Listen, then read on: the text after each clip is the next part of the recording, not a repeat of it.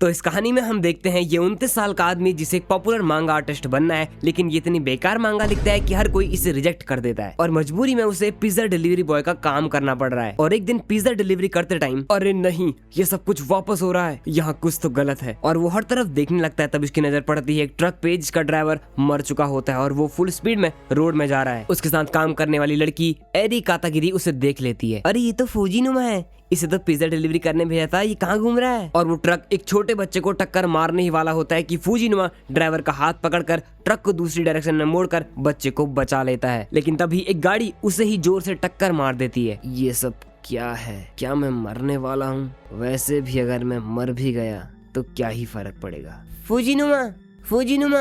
और तभी उसे होश आ जाता है। तुम्हें मालूम है तुम यहाँ 2 दिन से हो?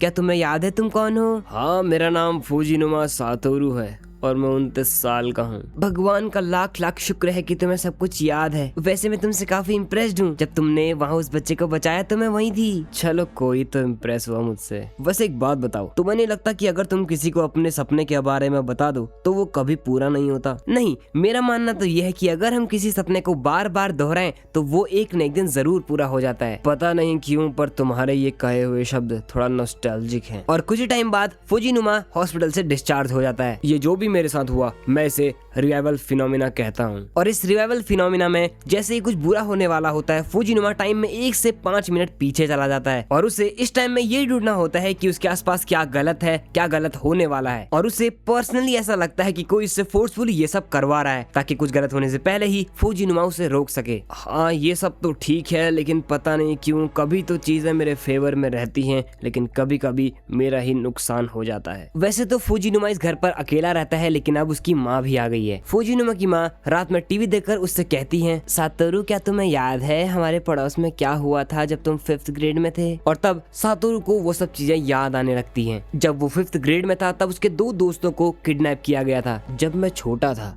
तो पड़ोस के एक भैया जिनके साथ मैं अक्सर खेला करता था और मैं उन्हें यूकी नाम से पुकारा करता था, लेकिन असल में उनका नाम यूकी नहीं था। बच्चों के गायब होने के 6 महीनों बाद जिस शख्स का नाम सामने आया वो और कोई नहीं यूकी ही था, जिसका असली नाम जुन शुरातोरी था। और फिर वो अपनी माँ के साथ एक शाम बाजार गया हुआ था, तभी उसे वो रिवाइवल वाला फिनोमिना वापस हिट हुआ। एक और रिवाइवल। और वो चारों तरफ देखने लगता है पर उसे कुछ समझ ही नहीं आता। तो वो अपनी माँ से कहता है, मॉम क्या तुम्हें आसपास कुछ अजीब दिख रहा है? नहीं सातोरू, ऐसा तो कुछ भी नहीं। लेकिन तभी उसकी माँ की नजर एक सस्पिशियस आदमी पर पड़ती है जो कि एक बच्चे को लेकर जा रहा होता है।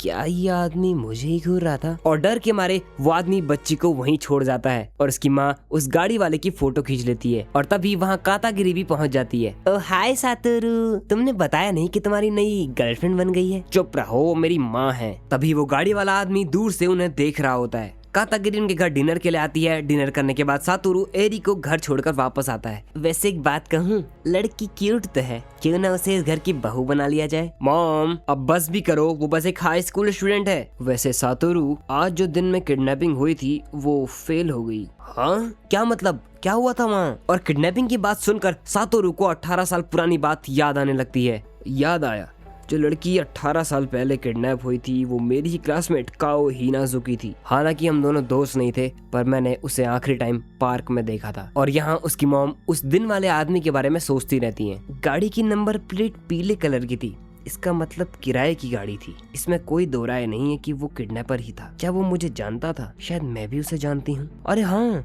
याद आया, वो आदमी जो एक सीरियल किलर है, ऐसा हो सकता है कि वो यूकी था ही नहीं। 18 साल पहले हम गलत थे। और वो घर आकर चाबी और एक नोट वहाँ छोड़ देती हैं और कहती हैं, ये केस अभी सॉल्व नहीं हुआ है, मुझे इस बारे में सातोरू से बात करनी होगी। ओह सातोरू, तुम आ गए, मुझे तुमसे कुछ बात करनी है। लेकिन जब दरवाजा खुलता है तो उन्हें लगता है कि सातोरू घर आ गया, लेकिन वो एक किलर होता है जो उन्हें चाकू मारकर उनकी हत्या कर देता है। सातोरू शाम को काम से घर लौटता है, वो देखता है कि उसके घर का दरवाजा खुला है और नीचे गिरा हुआ नोट उठाता है। मॉम तुम भी ना, ये हमारा पुराना घर नहीं है। और जैसे ही वो अंदर का दरवाजा खोलता है, देखता है कि उसकी माँ जमीन पर खून से लत लथपथ है, डर के मारे चिल्लाने लगता है। तभी एक पड़ोसी वहाँ आ जाती है, लेकिन उसे ये लगता है कि सातोरू ने ही अपनी माँ को मारा है और वो पुलिस को इन्फॉर्म कर देती है। और पुलिस के डर से सातोरू घबरा कर भागने लगता है और तभी रिवाइवल फिनोमिना हो जाता है और वो सीधा अपने बचपन में चला जाता है। और ये साल होता है 1988 और वो इस वक्त समय में 18 साल पीछे आ चुका है। वो बिल्कुल शौक में होता है, उसका स्कूल में बिल्कुल भी मन नहीं लगता और सरदर्द का बहाना बनाकर वो अपने घर जाने लगता है। और उसे वो लड़की दिखाई देती है जो 18 साल पहले किडनैप हुई थी। शाम को डिनर करते टाइम सातोरू को ये रियलाइज होता है कि ये सब जो भी हो रहा है ये कोई इत्तेफाक बिल्कुल नहीं है, ये मौका है सब कुछ ठीक करने का। रिवाइवल हमेशा किसी बुरी चीज को होने से रोकने के लिए होता है, तो क्या मॉम को बचाने की शुरुआत यहाँ से होगी? पर रिवाइवल इतने पीछे क्यों? यहाँ तो सब कुछ ठीक लग रहा है। और तभी वो क्लास में बैठी कायो हिनाजुकी को देखता है। अरे ये क्या, चोट का निशान? सातोरू और उसके दोस्त आपस में बातें कर रहे होते हैं। सातोरू, मुझे लगता है कि तुम कायो को पसंद करने लगे हो, कहो तो बात करा दूं, फोन घुमा दूं, प्रिंसिपल भी काजू की फैन है। स्कूल की छुट्टी के बाद सातोरू हिम्मत करके कायो से बात करता है।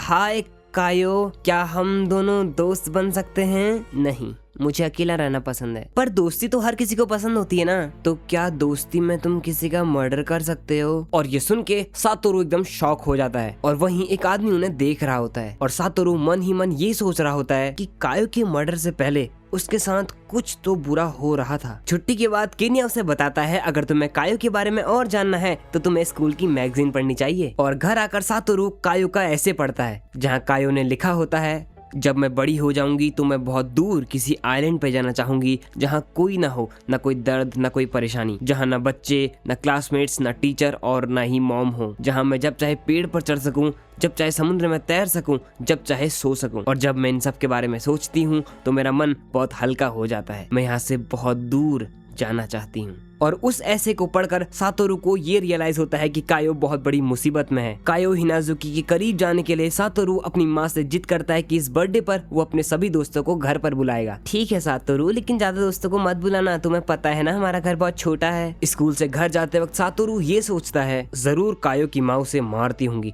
तभी तो वो हमेशा देर तक पार्क में खड़ी रहती है ताकि वो घर देर से जाए और उसे वो सब झेलना ना पड़े। रात को सातोरू कायो से उसी पार्क में मिलता है। हाय कायो। सातोरू, तुम यहाँ? अरे बताया तो था, मैं तुमसे दोस्ती करना चाहता हूँ। मुझे पता है कि तुम दिखावा कर रहे हो, हंसने का, अच्छा बनने का। हाँ शायद तुम सही हो, मैं दिखावा कर रहा हूँ। मैं चाहता हूँ कि लोग मुझे पसंद करें। मुझे ऐसा लगता है जो तुम बनना चाहते हो, अगर तुम उसका दिखावा करोगे तो कभी न कभी तुम वो जरूर बन जाते हो। और ये सब सुन के उसे कातागिरी की बातें याद आने लगती हैं। फिर सातोरू उसे अपने बर्थडे के लिए इनवाइट करता है। ये रहा मेरा बर्थडे इनविटेशन कार्ड। कायो, क्या तुम आओगी? हाँ आ जाऊंगी, लेकिन वहाँ तो बहुत सारे लोग होंगे ना। मुझे नहीं पता, क्योंकि मैंने सबसे पहले तुम्ही से पूछा है। और हाँ बोलकर कायो वहाँ से चली जाती है। ये वही जगह है जहाँ 18 साल पहले मैंने कायो को आखिरी बार देखा था और इस बार मैं उसे मरने नहीं दूंगा। पर वो मार्च की कौन सी तारीख को गायब हुई थी? अगर मैं वो दिन पता लगा लूं तो मैं उसे किडनैप होने से बचा सकता हूँ। और अब सातोरू इन्वेस्टिगेशन में लग जाता है। उसे याद आता है कि जब 3 बच्चे गायब हुए थे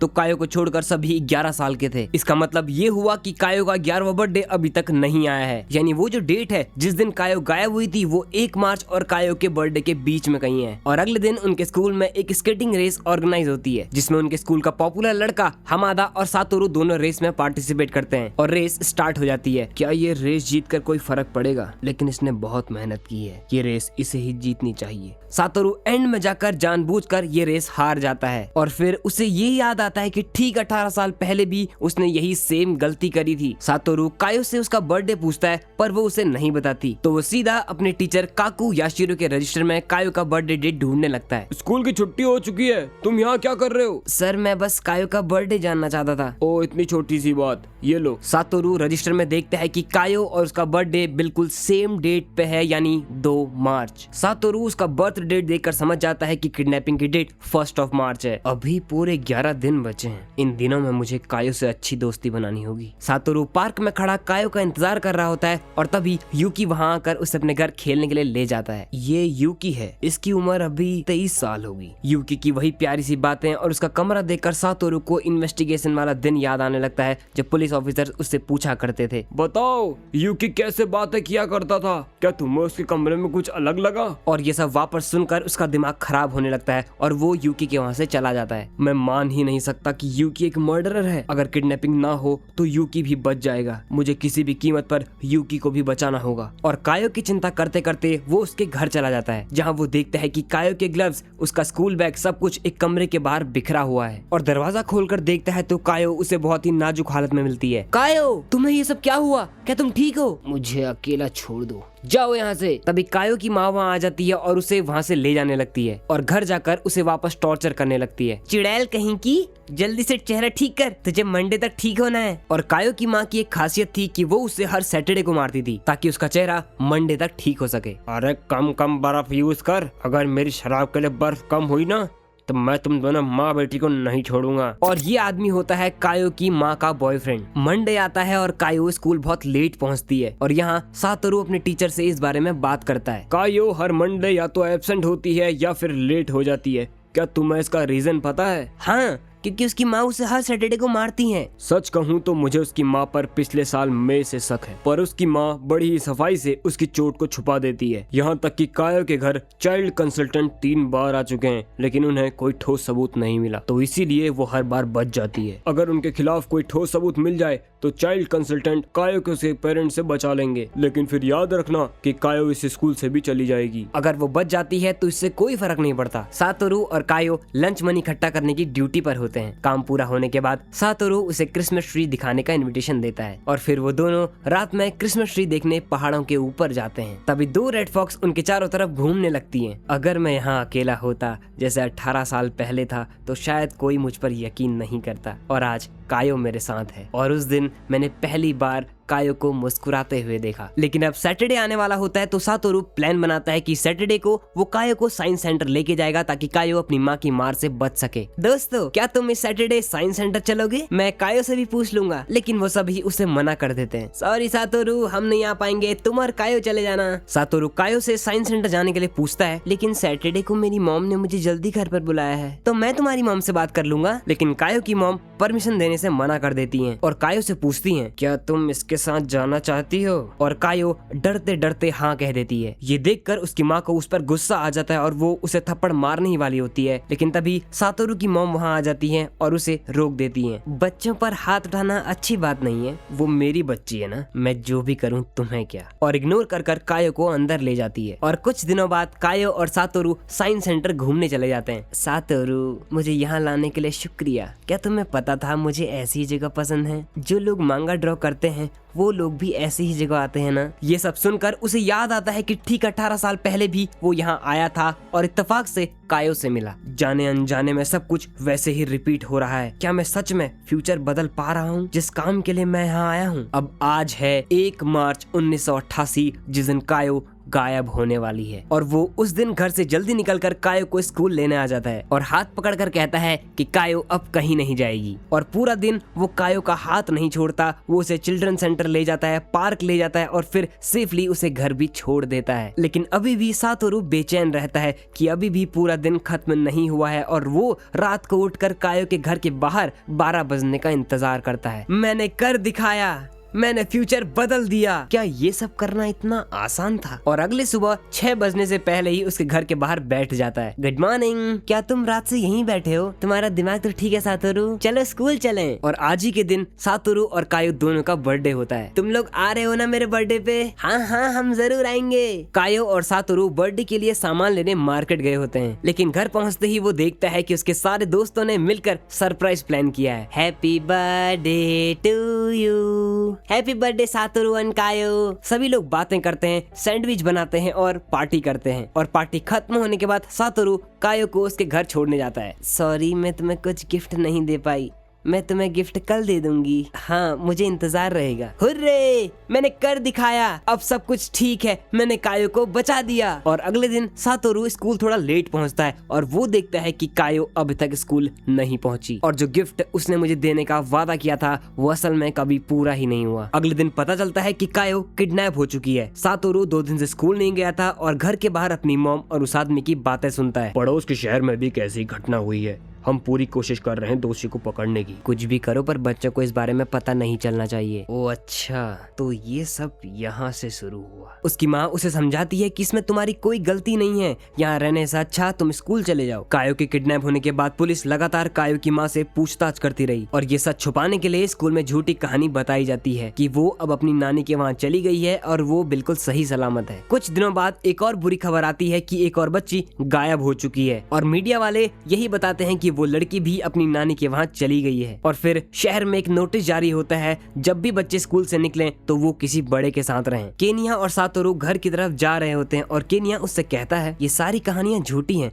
मुझे तो ऐसा लगता है कि कोई बच्चों को किडनैप कर रहा है। स्कूल से घर आते वक्त वो कायो की माँ को कूड़ा फेंकते हुए देखता है और फेंके हुए कूड़े में वो देखता है जो ग्लव्स उसने गिफ्ट के तौर पर कायो को दिए थे और डर कर वापस भाग जाता है। तभी वो वापस प्रेजेंट में आ जाता है जहाँ वो 29 साल का है। क्या मेरी मॉम मर्डरर को जानती थी? क्या उनके पास कोई सबूत था जिसकी वजह से वो उनका फोन, उनका पर्स वहाँ से उठाकर ले गया? सातोरू खाना खाने के लिए एक रेस्टोरेंट में जाता है जहाँ उसे कॉल आता है और वो कॉल होता है उसके बॉस का, जहाँ वो पिज्जा डिलीवरी की जॉब किया करता था। और मैनेजर उसे अपने घर पर बुलाता है और कहता है चिंता मत करो सातोरू, तुम जब तक चाहो यहाँ रह सकते हो, और वहाँ से बाहर चला जाता है। तभी वो टीवी में अपनी न्यूज देख लेता है। सातोरू फुजिनुमा, एक 29 साल का आदमी जिसने अपनी ही माँ की हत्या करी है और अब फरार है। सातोरू खिड़की से बाहर पुलिस को देखता है और समझ जाता है कि ये सब उसे पकड़वाने के लिए उसके मैनेजर की एक चाल थी और वो पीछे के रास्ते से वहाँ से भाग जाता है, जिसमें एरी कातागिरी उसकी मदद करती है। एरी कातागिरी उसे अपने घर ले जाती है और बताती है कि मैंने तुम्हारा वो नोट पढ़ा, ये घटना तुम्हारे होम टाउन में हुई थी जहाँ कायो हिनाजुकी नाम की लड़की का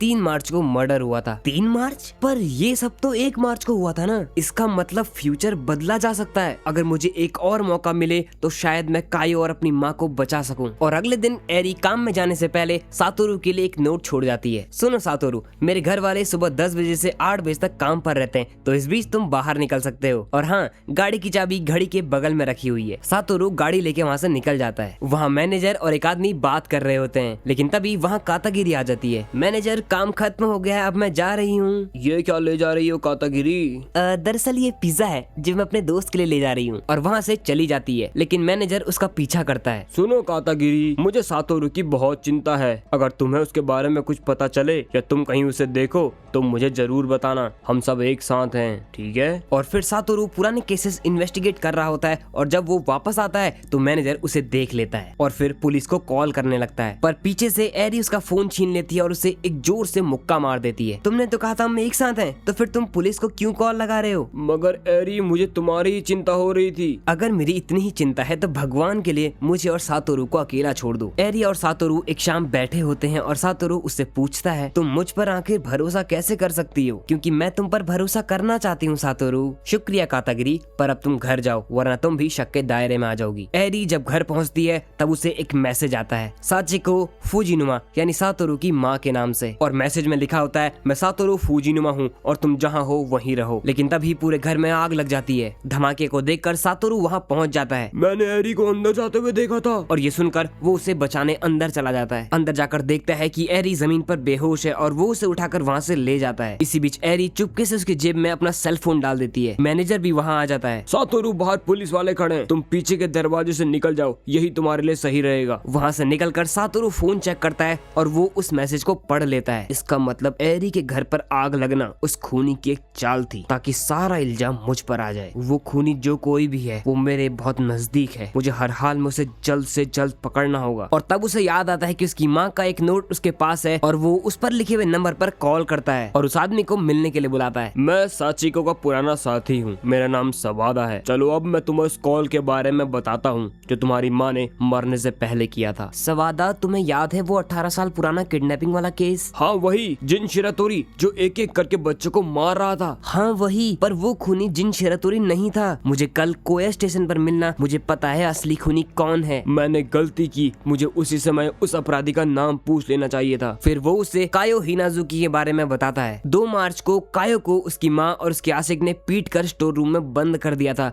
वो सर्दी में जमकर मर गई और अगले दिन वो स्टोर रूम से गायब थी और शक जाता है जिन शिरातोरी के ऊपर। स्टोर रूम के बाहर रबर के जूतों के निशान मिले थे जो जिन शिरातोरी के जूतों से मेल खाए। यूकी ऐसा कभी नहीं कर सकता। ये जो भी है बहुत शातिर खूनी है, दूसरों को फंसाकर हर बार बचकर निकल जाता है। सातोरू से उस मैसेज के बारे में बताता है। तुम्हें फंसाने के लिए उसने एरी को निशाना बनाया और जब तुम्हारी माँ को उसके बारे में पता लगा तो उसने उन्हें भी मार डाला। हो सकता है कि मैं उसे पहले से ही जानता हूँ। सवादा हॉस्पिटल में एरी से मिलने जाता है पर एरी की जगह उसे उसकी माँ दिखती है। उसकी माँ ने एरी की जगह खुद को हॉस्पिटल में एडमिट कर दिया ताकि एरी सातोरू की मदद कर सके उसे बेकसूर साबित करने में। एरी हॉस्पिटल से बाहर निकलकर सातोरू को कॉल करके मिलने के लिए बुलाती है, लेकिन एक सस्पिशियस आदमी उसका पीछा करता है। एरी सातोरू से मिलती है और निशिज़ोनो के बारे में बताती है कि मैंने उसे कई बार देखा है और मैनेजर भी उससे बहुत इज्जत से बात करते हैं। वो एक सिटी काउंसलर है तो मेरा नाम और एड्रेस निकालना उसके लिए कोई बड़ी बात नहीं होगी। ओ अच्छा, वैसे मुझे खुशी है कि तुम यहाँ आई। दोनों पुल के नीचे बात कर रहे होते लेकिन तभी पुलिस वहाँ आ जाती है और सातोरू को अरेस्ट करके वहाँ से ले जाती है। सातोरू मेरा यकीन करो, मैंने पुलिस को नहीं बुलाया,